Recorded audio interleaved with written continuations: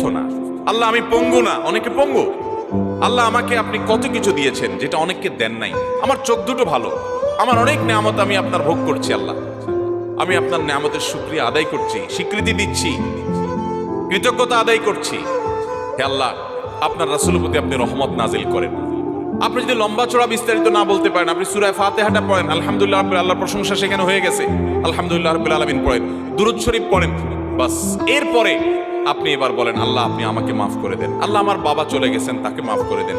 আল্লাহ আমার মা দুনিয়া থেকে চলে গেছেন, তাকে মাফ করে দেন। ভাইরা আমার, আসল কথা হলো আমরা সেই ব্যথাটাই অনুভব করি না। আপনার মৃত আত্মীয় স্বজনের জন্য যদি আপনার সেই ফিলিংস কাজ করতো, তো চোখের পানি ফেল ফেল ফেল করে আসতো।